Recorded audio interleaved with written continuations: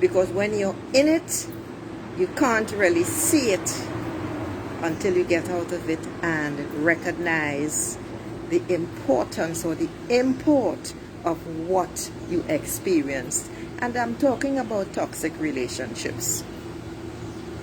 And as you all know, I speak from personal experience. You know something?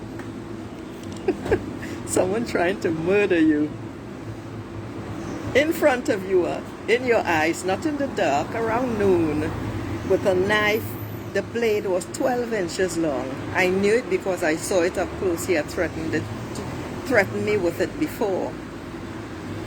It changes your perspective on everything. It's either you do or you die. No kidding. No half measures. So I've been participating in a lot of groups on Facebook to see what women, I know men are in toxic relationships, but I focus on women, to see what women are talking about, what subjects they bring up, etc.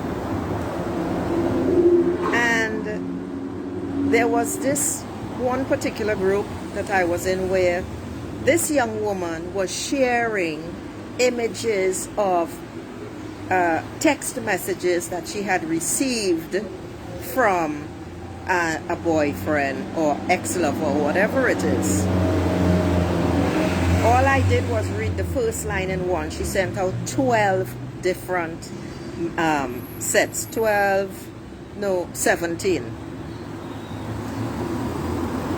I saw the comments of other people. I refused to read it because you all need to understand something about energy. You see, when you are talking any kind of energy, but when it is negative energy, you do not, under any circumstances, want to take that into yourself.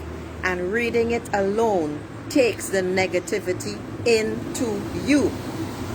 So I simply wrote back 2 sentences saying, I didn't read it.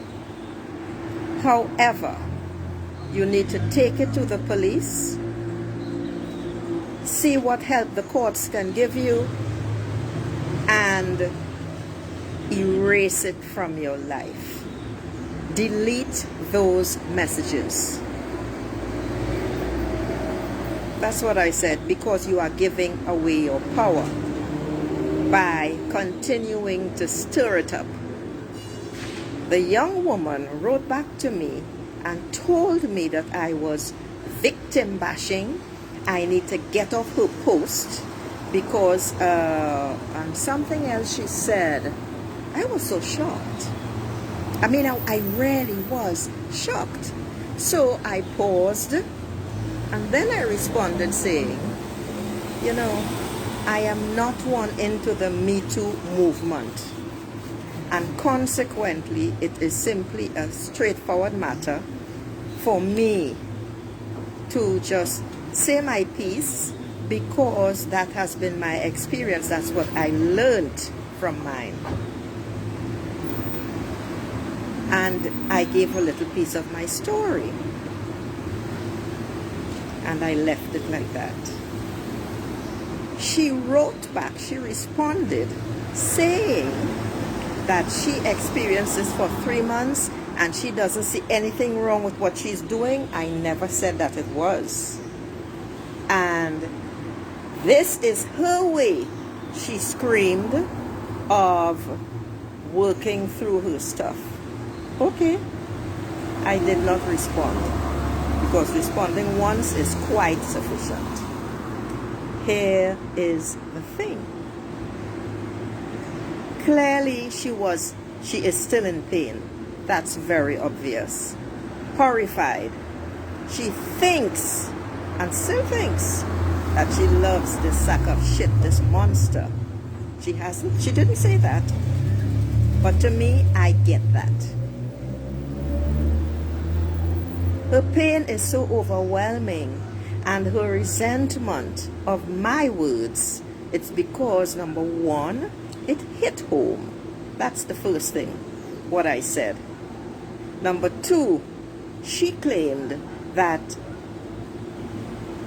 sending out those 17 text messages from this monster, this abuser, was her way of taking back her power. And she doesn't see anything wrong in telling people what he did to her. That's pain.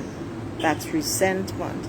She is so deep in it that she cannot see that she in fact is damaging herself even more the more she talks about the situation. She is still in it instead of speaking to people who could help her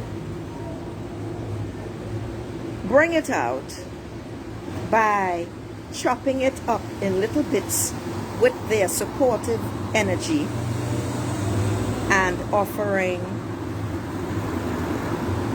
not advice but caring. Do you know the responses, that the few responses that I read? Yeah, that's terrible. I'm in that too. There was nothing uplifting at all in any of the comments, and I only read a handful, but this is the thing I realized in all of the groups that purport to be supportive on Facebook. They are not. From the groups that I participated in where they were speaking, supposedly supporting others, caring for people with dementia, to these toxic relationships groups, etc. The support that they are offering is the me too. I'm in that too. Here's what he did. Here is what I'm living. Nobody, except for one person in the dementia group, and I left those groups, is offering a way forward or a way out of the situation, or offering advice on steps that you can take in order to take your power back and start to become whole again. So for that young lady, that hurt. And when I say that hurt, I mean I can feel her hurt and her, in English we would say disarray, which is not really the word that we use, is désarroi in French, but just her agony. And it's such a shame. All I can say is, I had to share this, all I can say is I really and truly hope that she does find the support that she needs, because she's not going to get it in those groups, but because it's a place to vent, to spew your venom, your hate, your rage. Others will come in on the off chance.